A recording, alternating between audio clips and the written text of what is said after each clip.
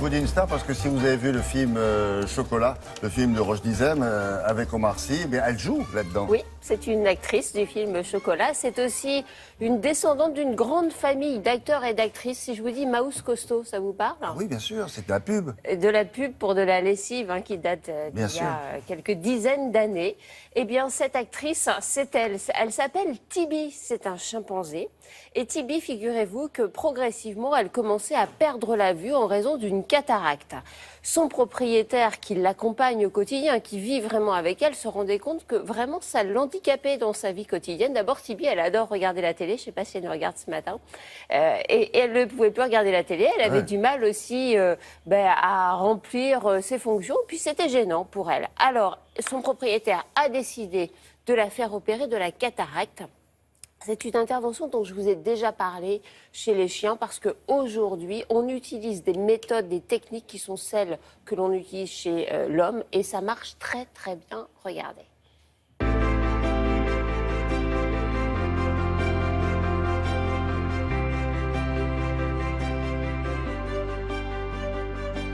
Tibi est un chimpanzé qui a 25 ans. Qui m'a été présentée il y a quelques semaines parce qu'elle se cognait, elle ne voyait plus d'après le propriétaire. Donc j'ai examiné, j'ai constaté une cataracte. Le principe, tu vois, l'aiguille elle n'est pas longue, d'accord?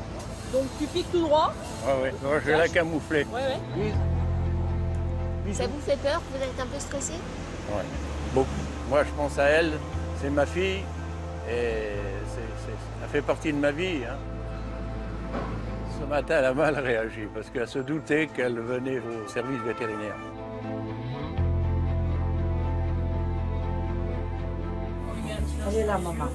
La chirurgie de la cataracte consiste à extraire le cristallin.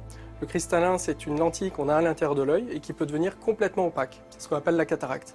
L'intervention d'aujourd'hui consiste à retirer cette lentille qui est opaque pour redonner une transparence à l'œil et pouvoir redonner la vision à Tibi. La sonde que vous voyez permet à la fois de fragmenter le cristallin et de l'aspirer dans le même temps.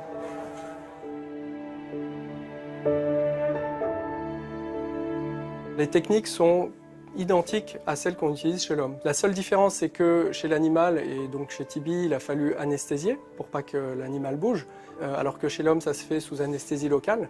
Mais sinon, en termes de matériel, de technique, de procédé, tout est identique. Donc là, en fait, je referme la cornée, c'est-à-dire l'endroit par lequel j'ai pu insérer les instruments. La vision est retrouvée quasiment tout de suite, le jour même, puisqu'on redonne une transparence, donc c'est instantané. Maintenant, elle va avoir un petit peu le contre-coup de l'anesthésie, de tous les soins qu'on a faits, donc je pense que d'ici demain ou après-demain, on pourra vraiment constater le bénéfice de l'intervention. Le post-opératoire, il est assez simple, il faut qu'elle soit au calme, qu'elle ne bouge pas trop pendant une semaine, parce que ça reste un tout petit peu fragile. Il y a des gouttes à mettre ou des pommades pendant une semaine ou deux, des comprimés d'antibiotiques pendant une semaine, et puis éviter qu'elle se gratte trop l'œil.